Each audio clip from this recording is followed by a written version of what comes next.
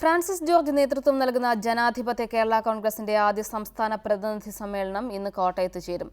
5000-ഓളം പ്രതിനിധികൾ സമ്മേളനത്തിൽ പങ്കെടുക്കുമെന്ന് നേതാക്കൾ പറഞ്ഞു. കേരള കോൺഗ്രസ് എമ്മിൽ നിന്ന് മാത്രമല്ല, മറ്റ് പാർട്ടികളുടെ നേതാക്കളും പ്രവർത്തകരും ജനാധിപത്യ കേരള കോൺഗ്രസിലേക്ക് വരുമെന്ന് ഡോക്ടർ കെ.സി. ജോസഫ് റിപ്പോർട്ടറോട് പറഞ്ഞു.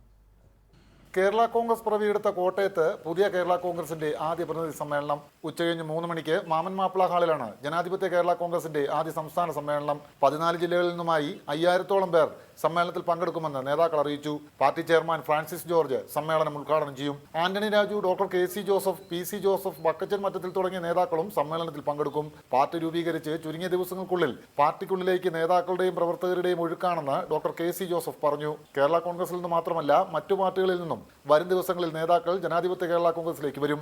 കേരള കോൺഗ്രസ് പാർട്ടിയുടെ തെറ്റായ പോക്കിൽ മനംനൊന്ത് നിർവീര്യമായിരുന്ന പ്രവർത്തന രംഗത്ത് മാറി നിന്നിരുന്ന നിരവധിയായ പ്രവർത്തകരും ഈ പുതിയ നേതൃത്വത്തിൽ പ്രത്യാശ അർപ്പിച്ചുകൊണ്ട് കടന്നു വരുന്ന കാഴ്ചയാണ് നമുക്ക് എല്ലാ ജില്ലകളിലും കാണുവാനായി കഴിഞ്ഞിട്ടുള്ളത്. ഇതിനിടെ ജനാധിപത്യ കേരള കോൺഗ്രസിന്റെ സംസ്ഥാന കമ്മിറ്റി ഓഫീസ് കോട്ടയത്ത് പ്രവർത്തനം ആരംഭിച്ചു. തിരുനക്കര അമ്പലത്തിന് സമീപമാണ് സംസ്ഥാന കമ്മിറ്റി ഓഫീസ് സ്ഥിതി ചെയ്യുന്നത്.